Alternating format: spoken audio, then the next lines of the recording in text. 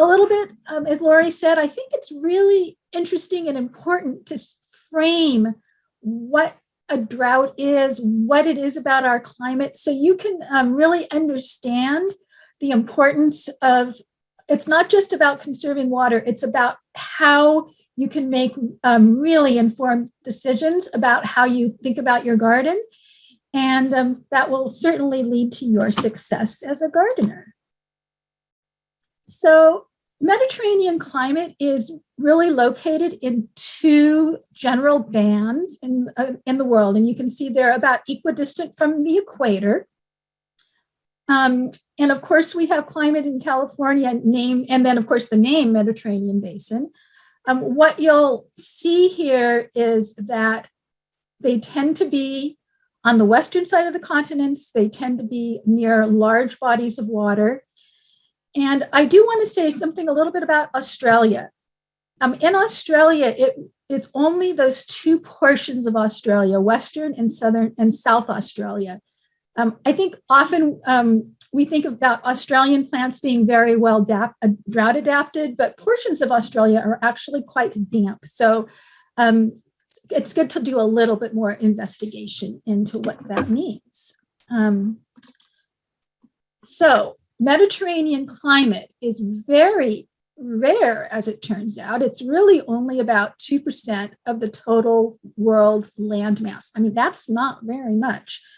And then you can see on the pie chart about the different places. Needless to say, most of it is in the Mediterranean basin, a bit in Australia, in California, and Chile as well. Chile is, Santiago is about the same latitude as San Francisco, an itty bitty slice in the Western Cape of South Africa. And so you can see, again, all over the world.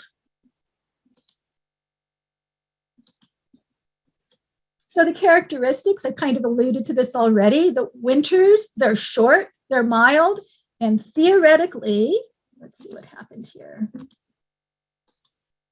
Oh, gremlin.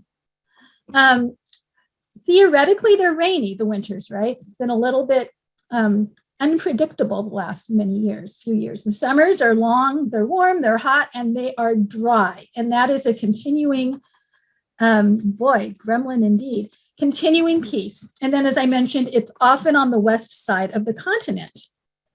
So the characteristics, Russell Beatty was a longtime landscape lecturer at the University of California in Berkeley. And he said something which I think is really interesting, which is that California is considered more Mediterranean than the Mediterranean basin itself. And what he means is that in California, we get about 85% of our rain during the winter season. And contrast that to the other places in the world that have Mediterranean climate, where only about 2/3 of the rain falls during the winter. So what that translates to, for those of you who like to do a little bit of quick math, is that relatively speaking, the California summers are drier than most of the Mediterranean other places around the world. And why that is an important consideration to think about is, especially if you are in one of the warmer parts of the state, is that some of those Mediterranean plants from other parts of the world, to look their best, may need a little bit of boosting in having a little bit of water during the summertime. So in thinking about precipitation, when you hear about annual rainfall, it's usually just given in one consolidated number. But you have to really consider how that rain or other precipitation falls over the course of the year. So in this chart, I've taken about three places around the country that have about 24 inches of rain. I looked at Berkeley, I looked at Tierra Amarilla in New Mexico, and then also in Merrifield, Minnesota. And you can see the first column is the annual with that about 24 inches. And then I know that this is small, but basically look at the way the columns are filled in.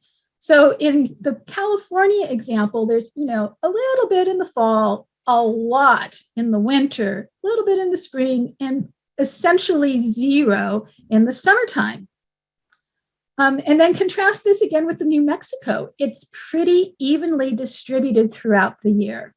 And think about, summer thunderstorms in the southwestern desert. And then in Merrifield, Minnesota, they get almost all of their rain in the summertime and not so much at the other times of the year.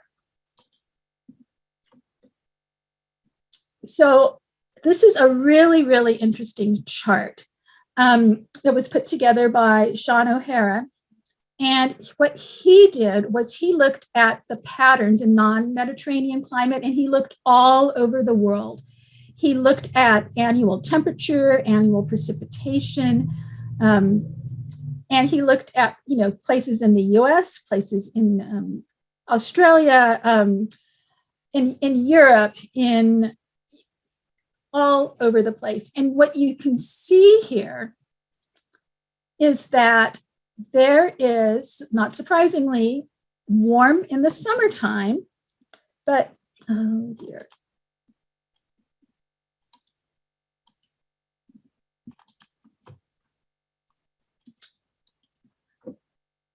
So you see this, peak here, but look at the rainfall.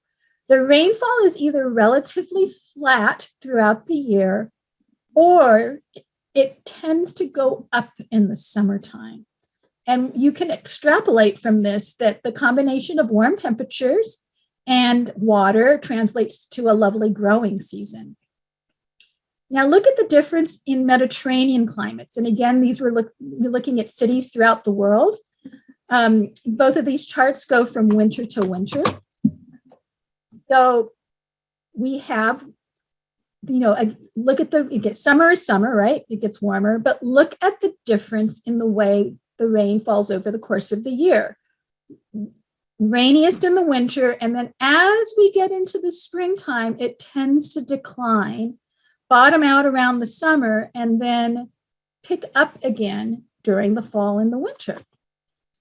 So again, looking at what the best growing season is, it really is more in the late winter going into the spring, and then again from the fall into the winter. And this is really, really different from this pattern. And the reason that this is important is that many, many national gardening publications, whether they are books or websites or magazines, really are coming from the point of view of this, which is really different from what we do, what we have in California. Think about the color of the hills that we have, right? This is the time of the year that it's green. And then we have that beautiful golden brown during the summertime.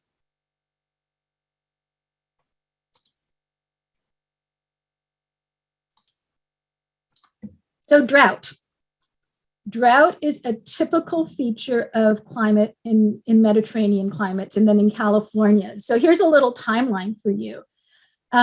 Going back, 1,000 more years, this lake, Fallen Leaf Lake in South Lake Tahoe had no water in it. 1580, there was a huge drought, and essentially the giant sequoias failed to grow. And that, of course, is taken by looking at tree rings.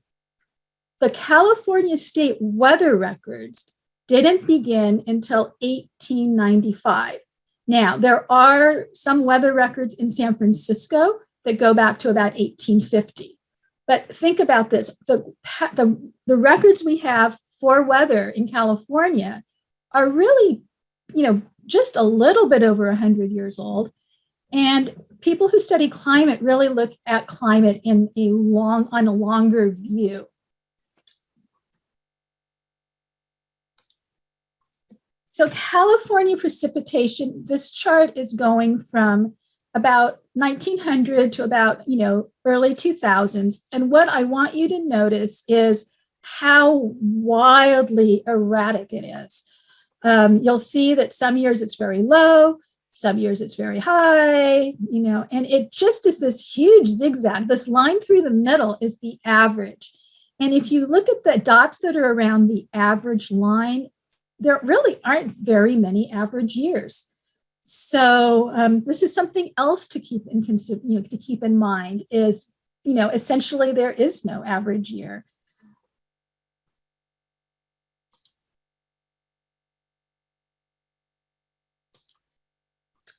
So next, what I really love to discuss and love to share with people are about the plants, about how plants have adapted to living in this really quite unusual climate.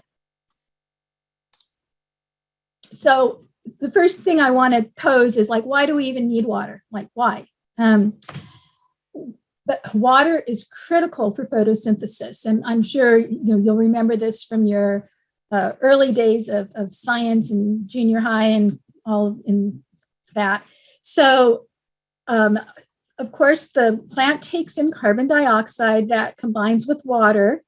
And then what I like to say is magic happens, right? You have the sun's energy combined with chlorophyll, and that then converts into sugars and oxygen.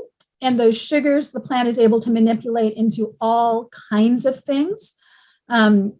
Without water, without photosynthesis, there's no life as we know it on this planet. So water has other functions in plants, but this is a really, really important one.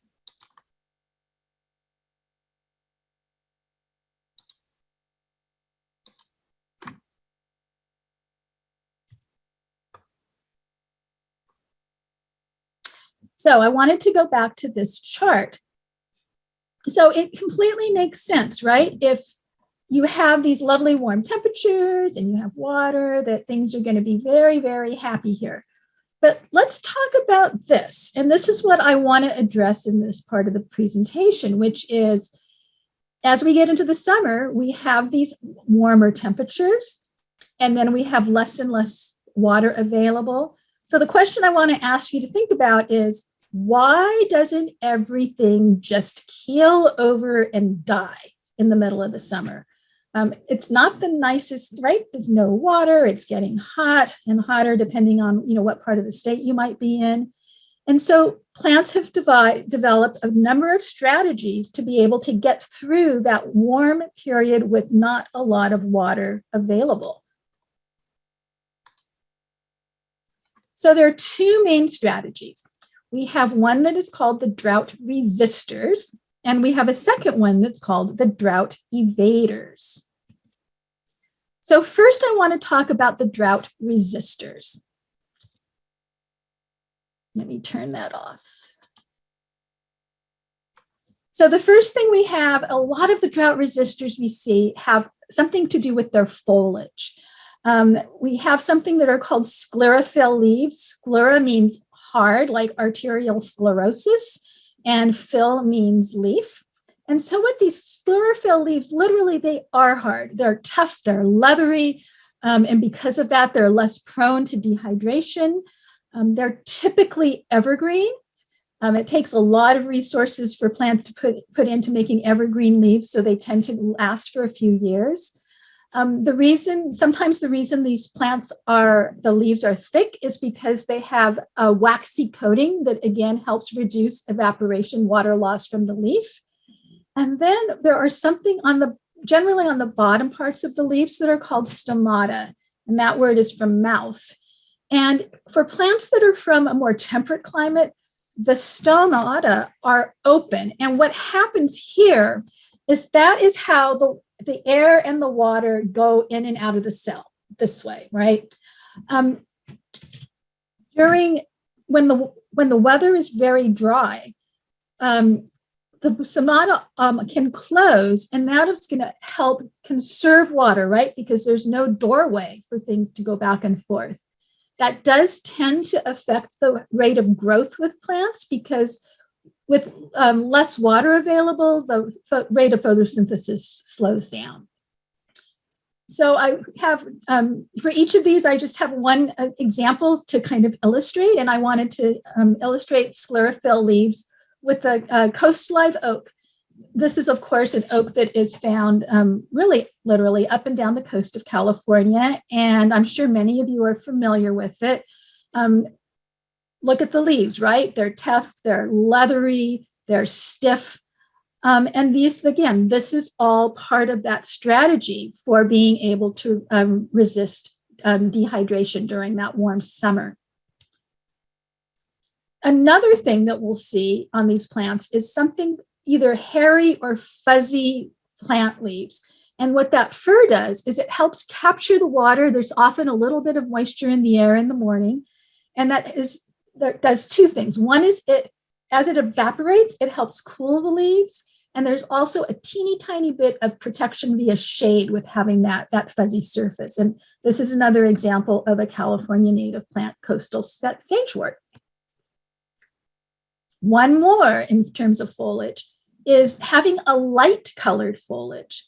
Lighter colors reflect the sunlight. And I think for those of you who are from warmer climates, often want to favor light colored clothes because it can be a little bit cooler when the temperature is warm.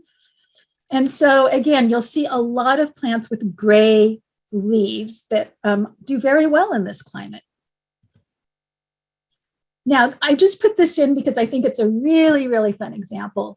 There are drought-resistant ferns. And I know that many of us, including myself, until I found out about this plant, I mean, close your eyes, right? What do you see? You see for ferns, you see this grotto, and it has water coming down, and it's lush, and it's verdant, and there's moss, and there are ferns, and maybe there's a little nymph in the corner.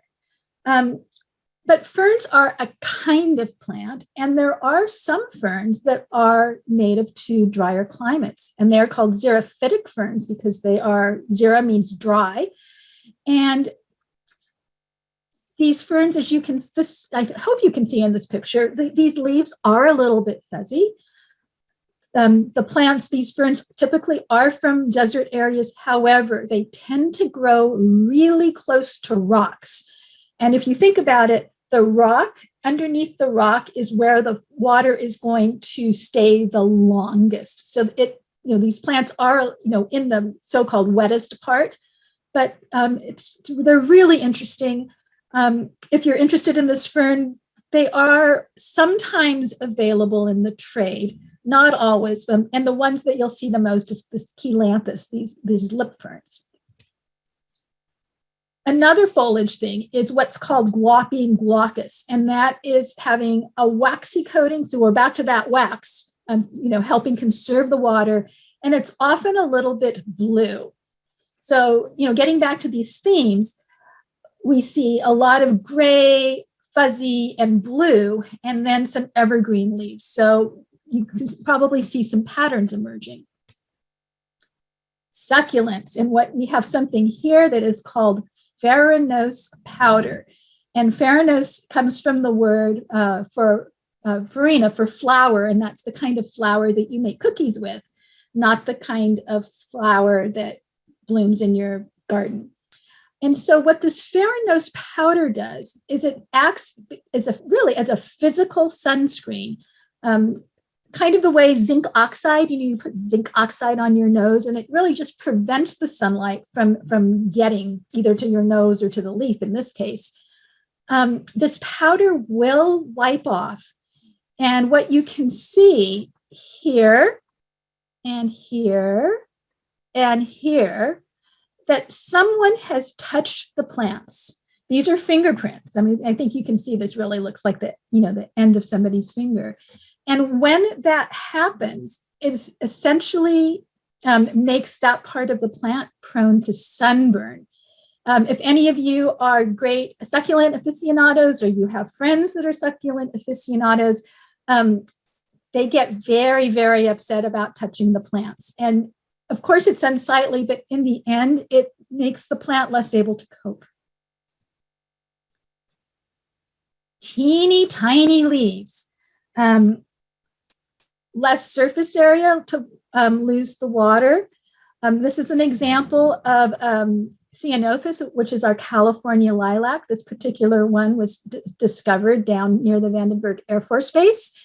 And when I took this picture, I conveniently had a dime in my pocket. And so you can really get a sense of the scale of these leaves. They're really itty bitty. another really interesting thing that happens is something that's called seasonal dimorphism. Di, of course, for the word for two, and morph means shape. I really like words, and I imagine in this particular audience, there are probably a lot of other, a lot of you probably are like words as well. So the seasonal dimorphism means that some plants start with, in the spring, with larger leaves, and then as the summer progresses, they get smaller. And so again, thinking about that graph, in the spring, it's starting to be very, very, it's very conducive for plants to grow, right? The ground temperature is nice. There is the beginning of warmth. There is still water available. And so the plant grows larger leaves. And by growing larger leaves, it's able to take advantage of all of those environmental conditions. And as we get more into the summer, the plant makes smaller and smaller leaves as a way to conserve resources. And so, as a gardener or someone looking at plants, if you see shrubs, it especially happens in shrubs, getting smaller and smaller leaves during the summertime, it's really no cause of concern. It really is, again, the way the plant has adapted to as the summer gets increasingly dry and increasingly warm. I've given it, here's an example. This is a plant from the Mediterranean, Jerusalem sage, Phlomis fruticosa. And then we also see it in our California native sages as well. And there are many, many other plants, but I wanted to give you a couple examples. Storing water. Plants can store water in different parts. In this example, this is a plant that's storing water in its stem. This is giant Coreopsis. These plants can get up to 6 feet tall. As the summer progresses, the leaves dry up and fall off. The water, it's kind of like a camel, right? There's a reservoir of water that the plant can draw on to get through that dry period. And then once the rains come, it starts to grow again. I like the camel analogy. This plant is native to the Southern California.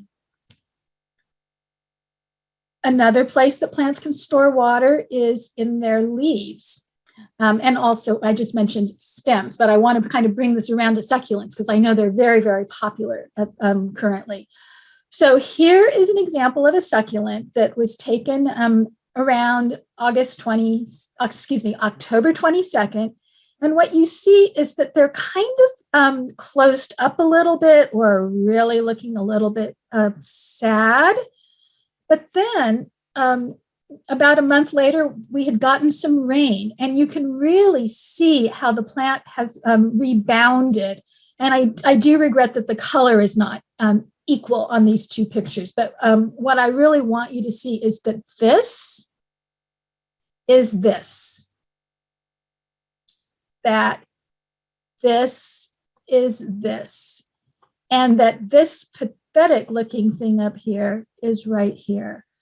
So when thinking about succulents, they can look with no water during the summertime. They can start looking a little bit sad. And again, that is not something to be concerned about because once there is some water, once there is some rain, they will rebound. And I wanted to bring in a little bit about cactus here. This is what's called a stem succulent. There are also things that are not cactus that are stem succulents.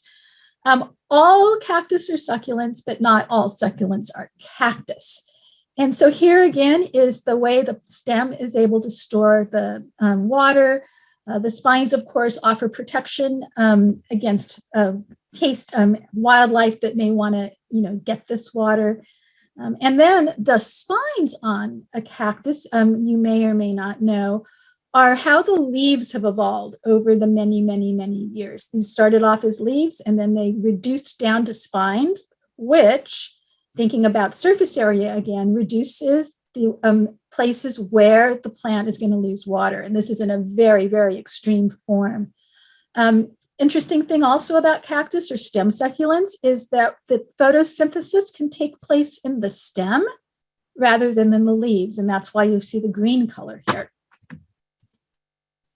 So that's a little bit about the drought resistors.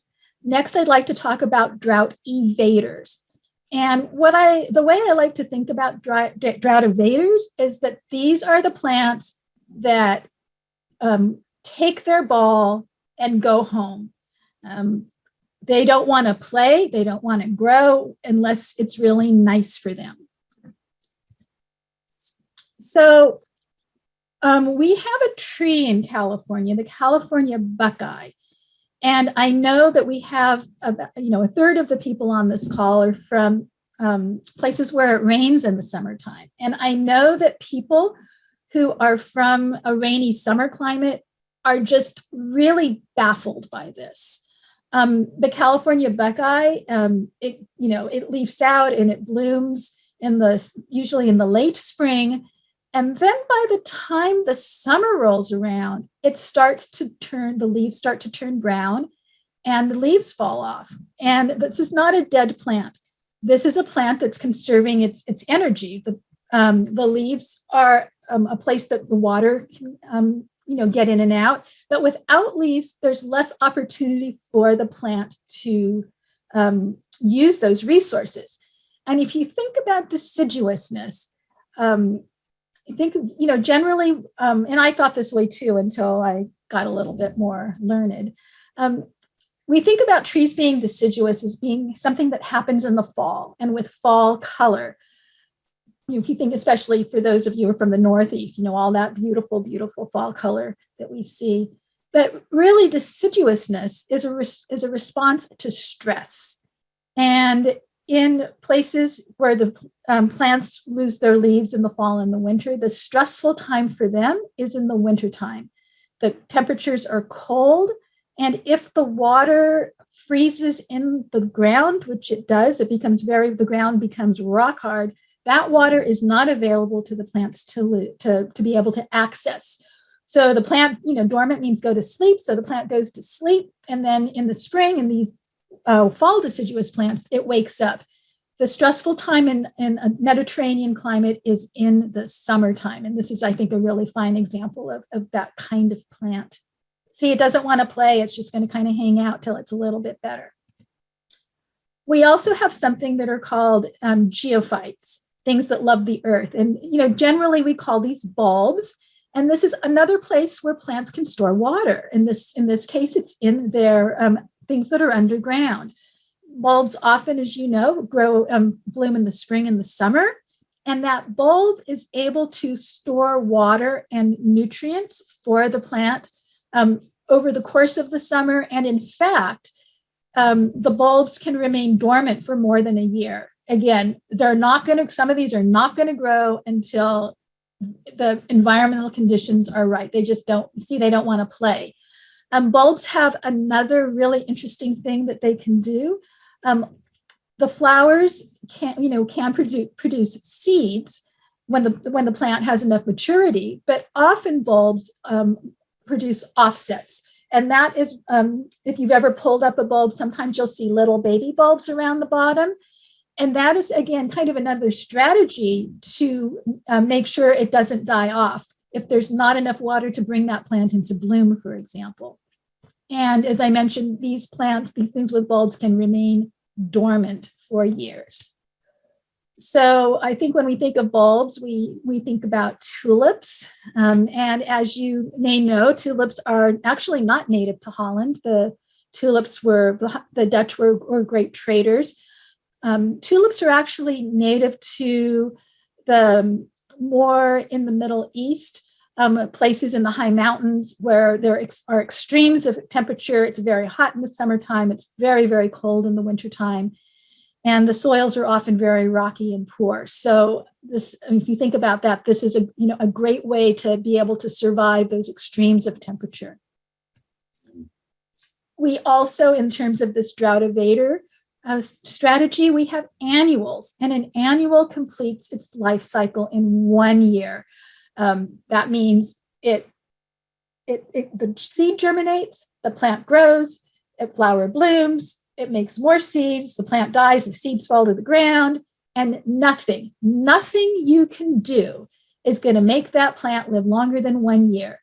I put this example of basil. If you've grown basil, or perhaps you've heard about keep pinching those flowers off to encourage the plant to make the basil leaves, which of course is what we enjoy for our cooking. But at some point, no matter how much you pinch those flowers off, it just succumbs. It's done. So again, this is a way that a plant can opt out when the conditions are harsh, whether that is in the summertime or in the wintertime, again, depending on what part of the world you're in. In California, these are often seen in our chaparral and our scrub. And again, as a strategy for being able to go over long periods of time, the seeds can often survive long periods. They can go for years and years without germinating. And in fact, this year I had some seeds that were from about 2014, and I was curious if they would germinate, and they did. So many strategies. One of the things I did want to mention about annuals is that a lot of plants that are grown as annuals, or if you have looked at a book on annuals, many of those things in their native climate, in their native habitat, are actually perennials. And I think a good example of that is sweet alyssum. In the Bay Area, sweet alyssum does persist throughout the year, and it does get a little bit woody at the bottom. It's considered actually a subshrub. But in a harsher climate, it really is an annual. So, it only lasts one season. So when talking about annuals, I mean really those ones that in their native habitat only will grow for 1 year. We have many, many beautiful ones in California. Here's an example of globigilia. And this plant, just for fun, you'll see, if you look closely, you'll see that it has blue pollen. And this bee is really wants to collect that blue pollen. So I just wanted to review. Plants have a number of strategies for surviving drought.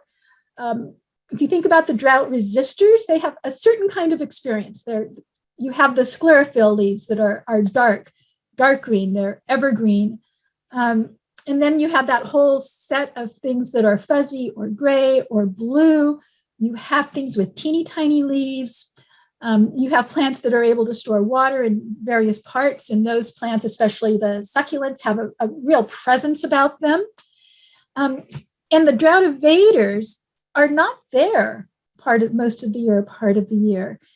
And in terms of thinking about how you might design your garden, which is a whole nother talk or another life learning experience, it's really, really important to think about how you put things together, because if you have too much of these dark green leathery leaves, it's all going to look the same, even if they are different plants. So I wanted to share some further thoughts with you. Seasonality. I think this is an example of what we think about seasons, right? We have the snowy wintertime, and you can see the shrubs have no leaves on them, and the big trees in the back.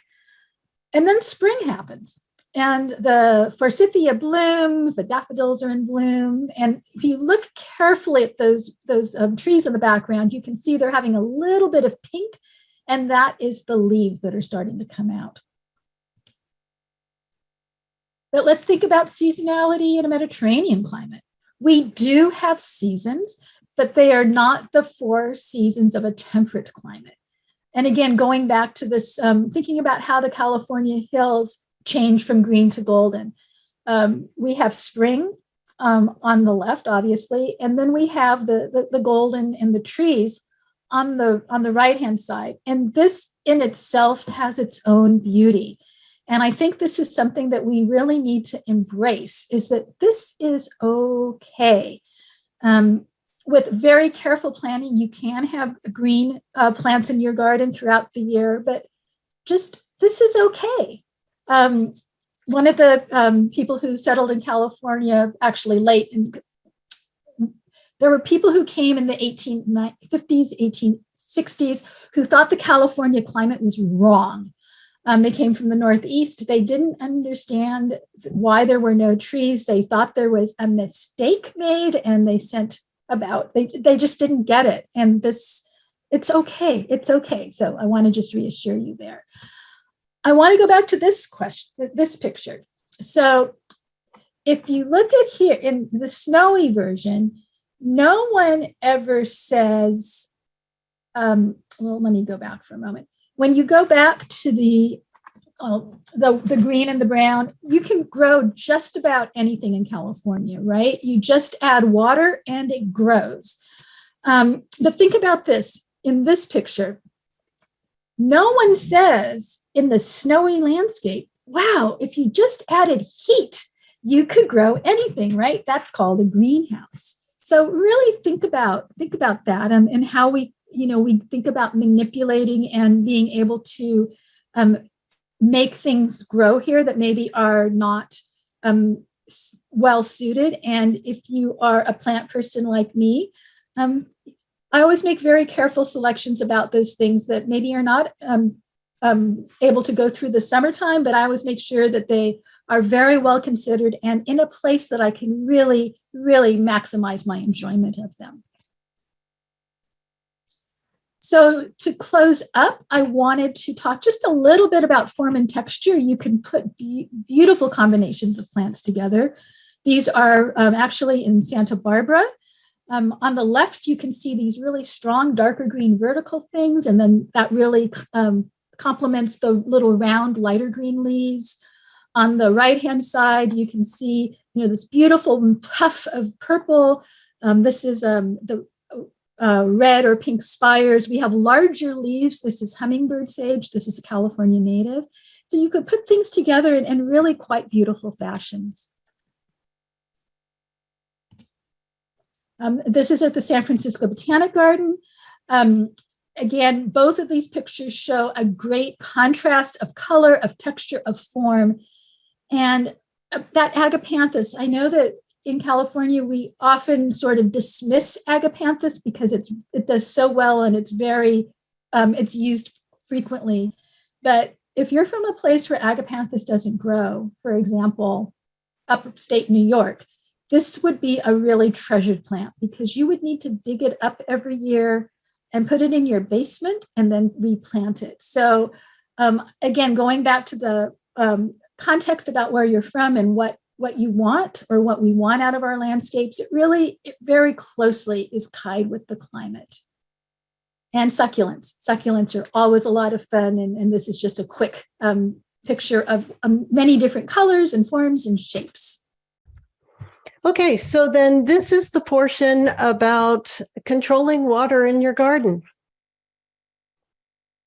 Now, there are 3 overarching principles of landscape water conservation.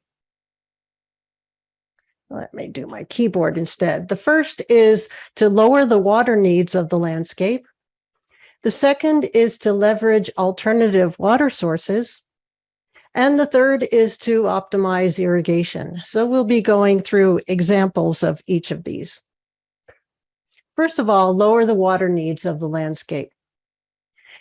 Now, the lowest hanging fruit for lowering water needs of the landscape is to get rid of the lawn and replace it with low water plants. And the water districts are literally paying us to do this. And so this is an example here of 2 of the water districts in our county, Contra Costa County, where just screenshots of their lawn conversion rebate programs. And they are plentiful, and sometimes the state has a lawn conversion rebate as well. They don't have one right now, but I'm hoping that it'll come back. And of course, what we recommend is that you not plant new plants until the fall so that Mother Nature can establish the plants for you. We don't want to be planting plants in the summer. But this is really the best way to just really lower the water needs of the landscape, because low water plants need a quarter of the water that the cool season turf grass does. And cool season turf grass is the predominant turf grass in Northern California. Leveraging alternative water sources. So the first one I'd like to talk about, and this main one, and this is a big one because we should be taking advantage of that free water that falls from the sky. It's free. And you'll notice here that I'm not even talking, I don't have cisterns and barrels and tanks that I'm showing here. I'm showing the landscape itself. So what I'm suggesting here is that you do what we call passive rainwater capture, and that's with the landscape itself, so that our living sponge landscape actually receives the rainwater and holds on to it as long as possible.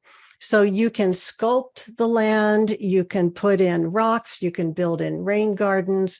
And what we want to do is slow down that water that comes off the roof. We don't want to send that water out to the storm drains anymore. We want to put it into the landscape and hold on to it as long as possible. Now, California is a low water plant state.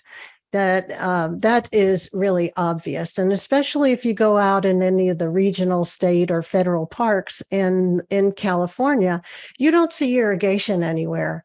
And that's because the plants are adapted to our wet winters and dry summers.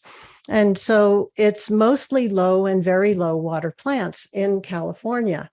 So it's California is a low water state. So talking about rainfall and holding on to that water is in this slide, what I'm showing you here is rainfall is measured in inches.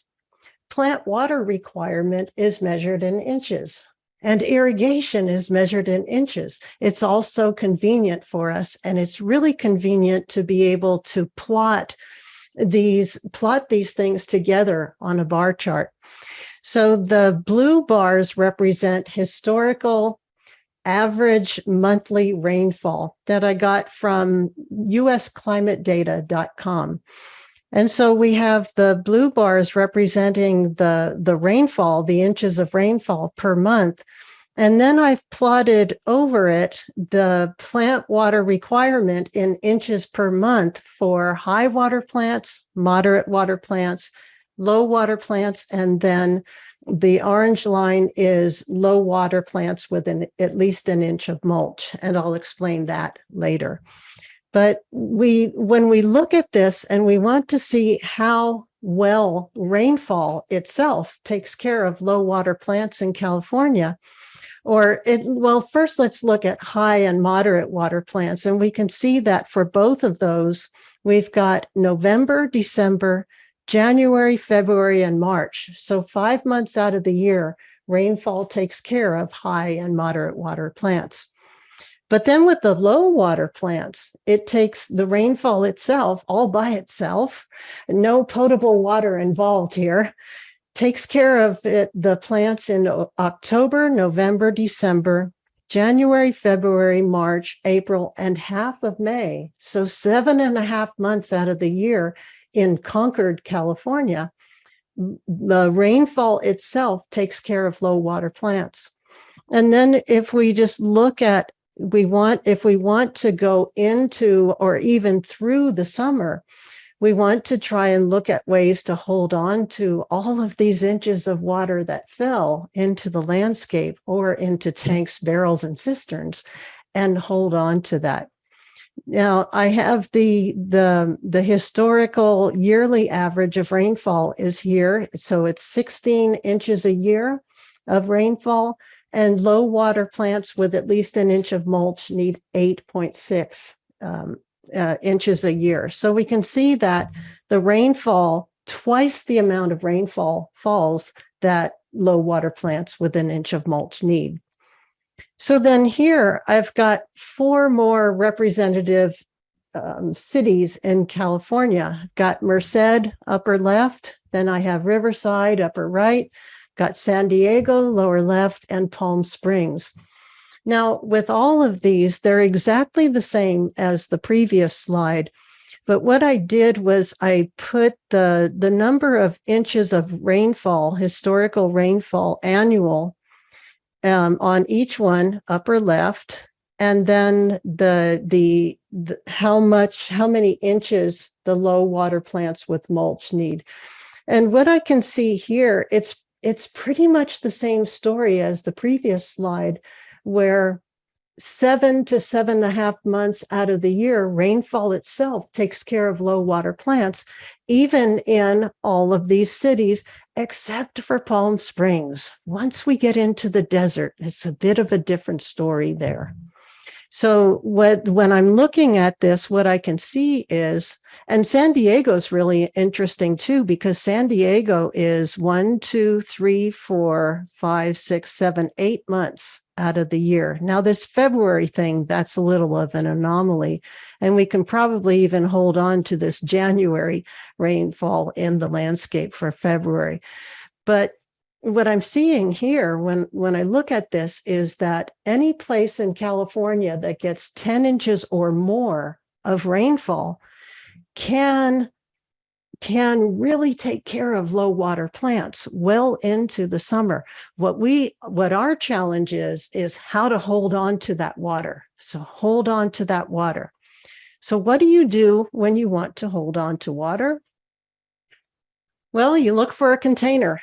So in this case, we have a jar. We put the water in the jar and we put a lid on it. Now we've got water storage. We put a lid on it. Well, my friend, mulch is the lid of the landscape. I'm going to repeat that. Mulch is the lid of the landscape. Mulch goes a really long way to hold that water in, because the lion's share of plant water requirement is the water being lost or evaporated from the soil, and mulch cuts down on that. So a study done at Texas A&M University found that only 1 inch of mulch on a landscape will lower the plant water requirement by 25%.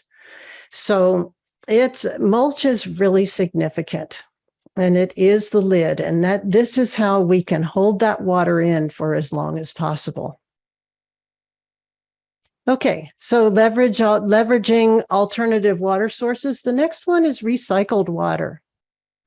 First of all, recycled water, this is the one that needs the least work on our part. We don't have to have a project. We don't have to go to Home Depot and buy anything.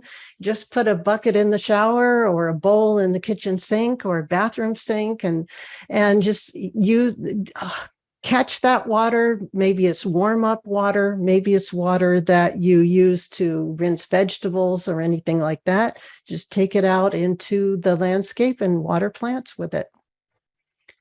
Then there is the gray water, otherwise known as laundry to landscape, where you don't need a permit for this in California to send your washing machine water out into the landscape.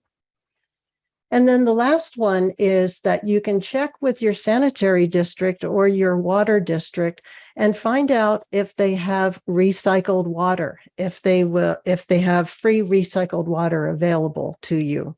And many sanitary districts and water districts in California do have this as an option. Okay, so here's some food for thought.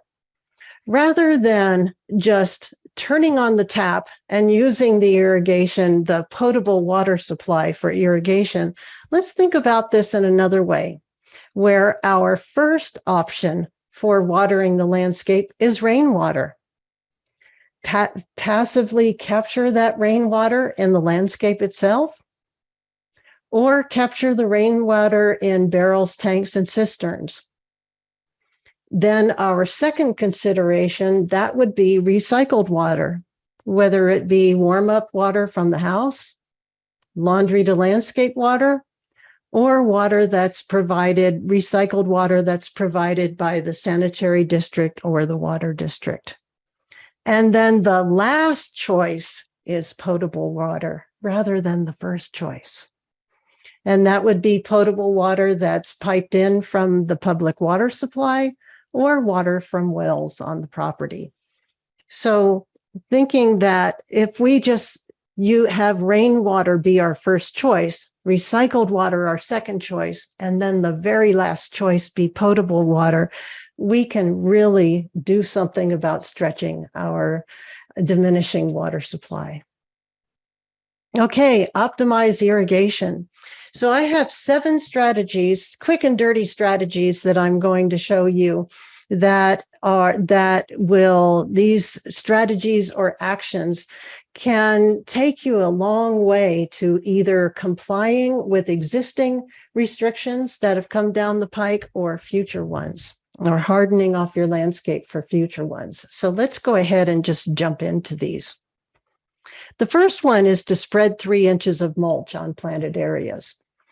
So if by chance you are one of those unfortunate folks in California who has already been told that you cannot use potable water in the landscape, and I do believe that there are some folks in California who have been told that they can't irrigate with potable water, then what I recommend you do, or if it's really strongly restricted, like maybe one day a week watering, something like that, what I recommend you do is right away get 3 inches of mulch on that landscape, just like right away, get that mulch down.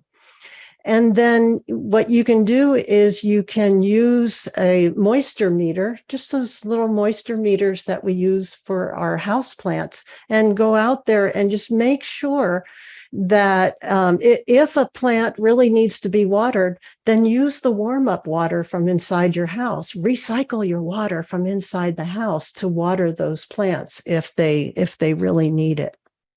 So that's if things are really drastic. But otherwise, you really should be putting mulch on your landscape anyway, whether you're very tightly restricted or not. And this is one of the ways that we can harden off our landscapes for stricter restrictions that may be coming down the pike. Now, this shows an experiment that was done by Greg Letts, who's in the background answering questions. He shared these photos with me, and these are from an 88-degree day in Walnut Creek at our Master Gardener demonstration garden. And he took with an infrared thermometer, he took the temperature of bare soil on an 88-degree day, and that bare soil was 132 degrees. So then he measured the temperature on top of the mulch, and they used straw for mulch at this garden, and it was 126 degrees. Then he moved the straw away and tested the temperature underneath the straw, and it was 75 degrees.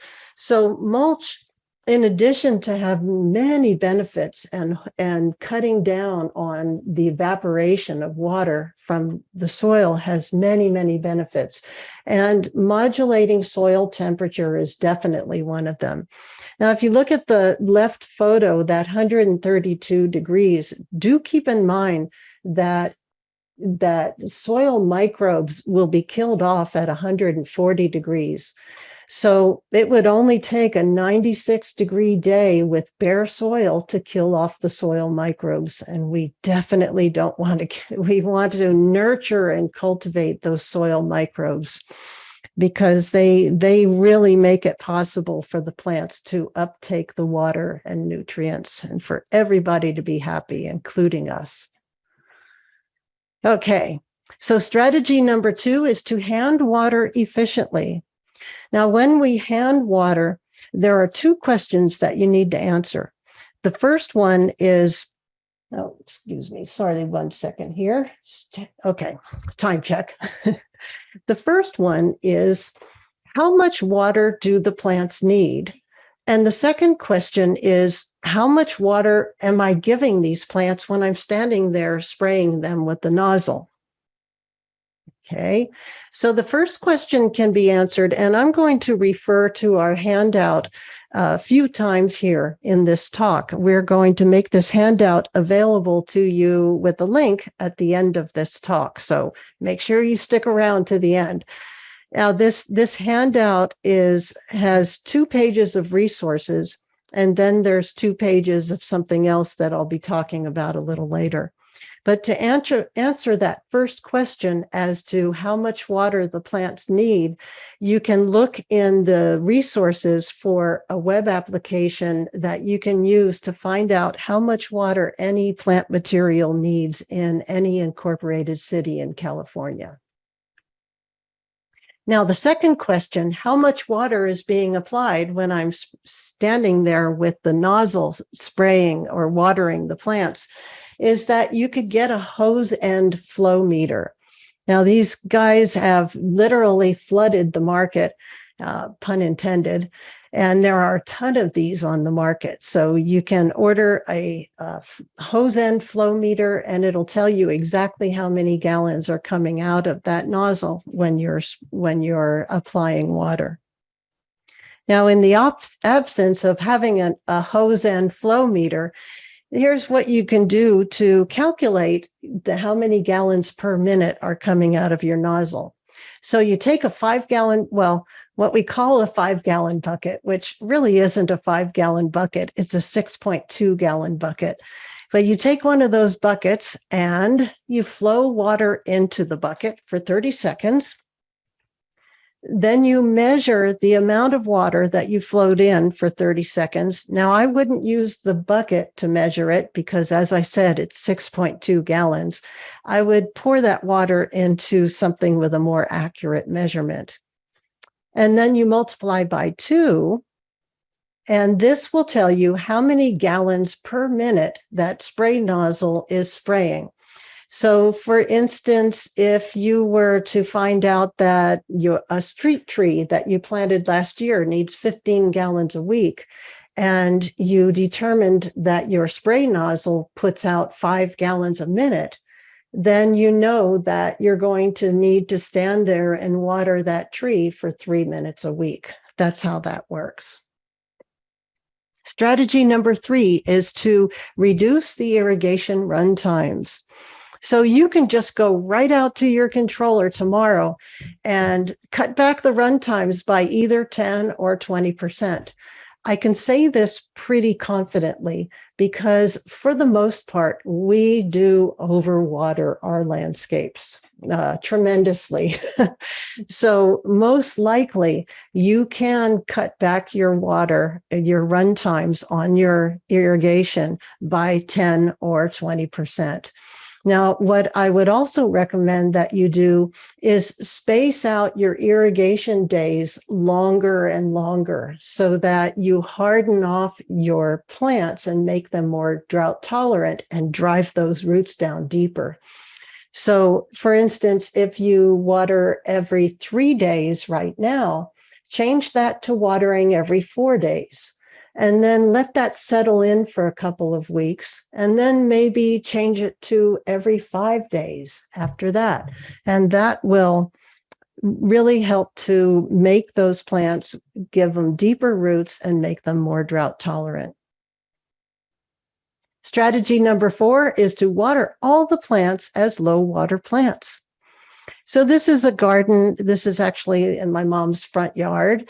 And we looked up the water use of the plants, and this irrigation zone has low and moderate water plants in it. Now, you don't even need to look up what these plants are, whether they're low or moderate, because what I'm suggesting here is to treat everything as if it were low water plants. So in other words, you would create irrigation schedules for all of your zones that are low water irrigation schedules. So then you might ask, how do I know it's a low water irrigation schedule? Well, once again, in the resources, I've got a link to an app that you can use that is really user-friendly, and it will help you create accurate irrigation schedules that you can then program into your controller. So this irrigation schedules, program it into the controller, and then what you do is just tell that app that all of your zones are low water zones. And then you would give extra water to the plants that complain the loudest. Maybe use that warm-up water from the house to what gives the plants extra water that complain the loudest about it. Okay, strategy number 5 is to adjust the irrigation schedule monthly. So I'm not talking seasonally, I'm talking monthly. A regular practice is to adjust the irrigation schedule seasonally. And I'd like to direct your attention to these months of July through October. And a common practice is to put in that hot schedule. Now, the blue bars are water need or water requirement, and the red bar is actual water applied in common irrigation scheduling practices. So what people tend to do is they put in that July schedule, and then they leave that same schedule all the way through August, September, and October until it starts raining reliably, and then they just turn off the irrigation. Well, in August, September, and October, the plant water requirement is going down, down, down. And so you can see where these red bars extend above the blue bars, that is water waste, my friend. And that can be a lot of water that's wasted there just by leaving that irrigation schedule in for 4 months rather than changing it monthly. Now, the plant water requirement is going down because the days are shorter, okay? So, and the primary driving force of plant water requirement is sunlight, all right? So then this is an example of adjusting the irrigation schedule monthly. You can see an example here from our county, 3 different climatic regions in our county.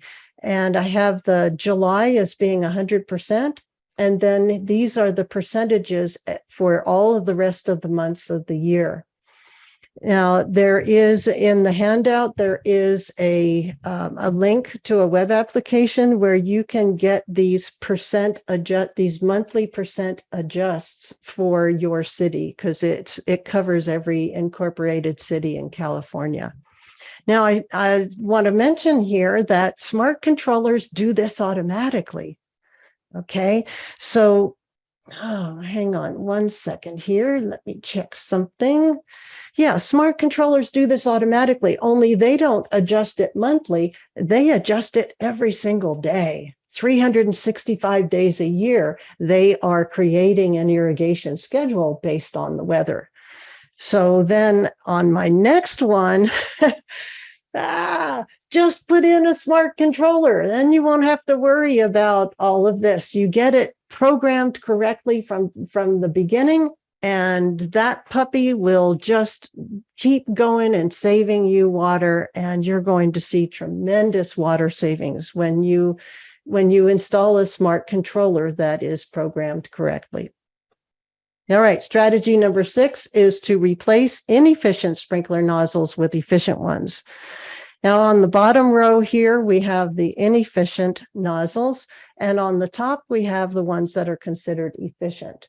So it's fairly easy to just go ahead and change out, like in this kind of pop-up sprinkler, to unscrew the nozzle, take it out, and pop in these efficient nozzles, which are the generically termed rotary nozzles. And these single stream rotors, the long distance rotors, are considered efficient also. And this is just a screenshot from a video from a website called beyondthedrought.com that we created in the last drought, where there are 9 videos that instruct you how to manage your landscape in a drought. And this is from the video that shows how to switch out the nozzles. And the last strategy is to perform an irrigation inspection.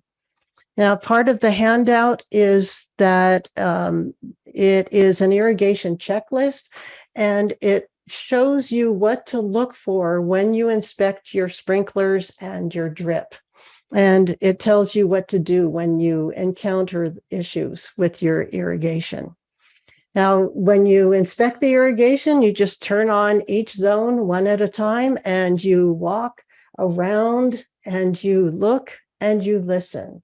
Now, with sprinklers, you can see when things are amiss. You can see tilted sprinklers, you can see sunken sprinklers, you can see ones that are facing the wrong way.